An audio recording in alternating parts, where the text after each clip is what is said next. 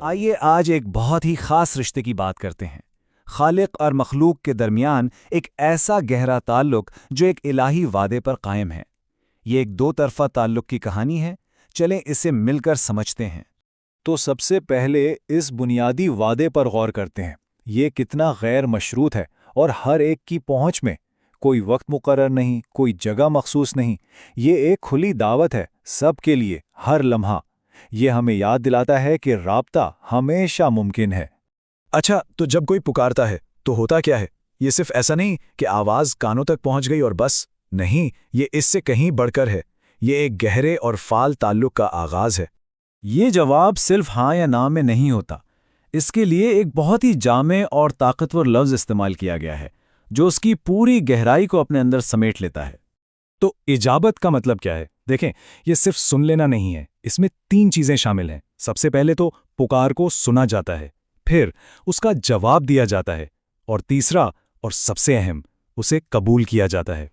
تو یہ ایک پورا پیکیج ہے، ایک مکمل اور ہمہ جہت رسپانس۔ یہ وعدہ تو بہت زبردست ہے، لیکن سوال یہ ہے کہ کیا اس کی کوئی شرط بھی ہے؟ کیا یہ سارا معاملہ یک طرفہ ہے؟ نہیں، اس تعلق میں انسان کا بھی ایک بہت اہم کردار ہے۔ تو آئیے اب ذرا اس معاملے کی شرط کو سمجھتے ہیں۔ وہ کیا بنیادی اصول ہے جس پر یہ پورا رشتہ کھڑا ہے؟ یہاں سب سے اہم بات سمجھنے کی یہ ہے کہ یہ کوئی ون وے ٹریفک نہیں ہے، یہ ایک پارٹنرشپ ہے۔ سمجھے، ایک ایسا رشتہ جس میں دونوں طرف سے کوشش چاہیے۔ تو یہ جو دو طرفہ تعلق ہے نا، یہ باہمی تبادلے یعنی ریسیپروسٹی کے اصول پر کام کرتا ہے۔ چلیں اس کو ذرا اور گہرائی میں دیکھتے ہیں۔ اور قرآن کی یہ آیت تو جیسے اس پورے تصور کو ایک جملے میں سمیٹ دیتی ہے۔ ایک بہت سادہ لیکن اتنی گہری بات، فَاذْكُرُونِی أَذْكُرْكُمْ، یعنی تم مجھے یاد کرو، میں تمہیں یاد کروں گا۔ بس یہ ہے اس دو طرفہ تعلق کی بنیاد۔ دیکھیے کتنا سیدھا اور صاف اصول ہے۔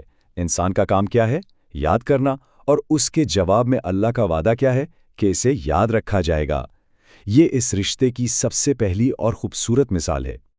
اور یہی اصول صرف یاد کرنے تک محدود نہیں، شکر گزاری پر بھی بالکل اسی طرح لاگو ہوتا ہے۔ جب انسان شکر کرتا ہے نا، تو جواب میں صرف نعمتیں ہی نہیں بڑھتیں، بلکہ اس کوشش کی قدر بھی کی جاتی ہے۔ یہ تعلق کو اور گہرا بنا دیتا ہے۔ اب یہ تصور اور بھی زیادہ دلچسپ اور خوبصورت ہو جاتا ہے جب اسے حرکت اور فاصلے کے استعاروں میں سمجھایا جاتا ہے۔ اس سے الہی جواب کی وسعت کا اندازہ ہوتا ہے۔ اور یہ مثال تو دیکھیں کتنی زبردست ہے۔ انسان کا کام چل کر آنا، اور اس کے جواب میں کیا ہوتا ہے؟ دوڑ کر آنا۔ یہ چھوٹی سی کوشش پر ملنے والے بڑے اور تیز رد عمل کو دکھاتا ہے۔ بالکل اسی طرح قربت کی یہ مثال دیکھیں۔ ایک بالشت یعنی بہت تھوڑا سا فاصلہ طے کرنے کے جواب میں ایک ہاتھ کا فاصلہ طے کیا جاتا ہے۔ اس سے یہی سبق ملتا ہے کہ ہر چھوٹی سی کوشش کا جواب ہمیشہ بہت بڑا ہوتا ہے۔ اچھا، اب سوال یہ ہے کہ اگر یہ اصول اتنا واضح اور سیدھا ہے تو پھر اس کا انحصار کس چیز پر ہے؟ تو جناب، جواب ہے ہمارے اپنے انتخاب پر۔ اور یہ سمجھنا بہت ضروری ہے کہ یہ جو دو طرفہ تعلق ہے نا، یہ دونوں طرف کام کرتا ہے۔ یعنی جس طرح قریب آنے پر قربت ملتی ہے، اسی طرح منہ موڑنے کا بھی ایک نتیجہ ہوتا ہے۔ یہاں انتخاب کی طاقت بالکل واضح ہو جاتی ہے۔ اگر کوئی منہ موڑتا ہے تو نتیجہ بھی ویسا ہی ہے، لیکن واپسی کا دروازہ ہمیشہ کھلا ہے۔ جب بھی کوئی پلٹتا ہے، توبہ کرتا ہے، تو جواب میں رحمت کے ساتھ واپسی ہوتی ہے۔ تو اختیار سارا کا سارا ہمارے ہاتھ میں ہے۔ تو چلیں جلدی سے دیکھتے ہیں کہ اس ساری گفتگو سے ہم نے کیا سیکھا۔ پہلی بات، رابطہ ہمیشہ ممکن ہے، دروازہ ہمیشہ کھلا ہے۔ دوسری بات، یہ ایک 2 وے افیئر ہے، یک طرفہ نہیں ہے۔ تیسری اور بہت اہم بات، ہماری چھوٹی سی کوشش کا بھی بہت بڑا جواب ملتا ہے۔ اور آخری بات، انتخاب ہمارا ہے اور اسی انتخاب کا سیدھا نتیجہ بھی ہے۔ اور آخر میں ایک سوال جس پر ہم سب کو سوچنا چاہیے، آج کی اس بھاگ دوڑ والی زندگی میں اس بات کو جاننے کے کیا معنی ہیں کہ ایک دو طرفہ تعلق موجود ہے؟ یہ علم ہمارے کاموں، ہماری امیدوں اور دنیا کو دیکھنے کے ہمارے انداز پر کیسے اثر انداز ہو سکتا ہے؟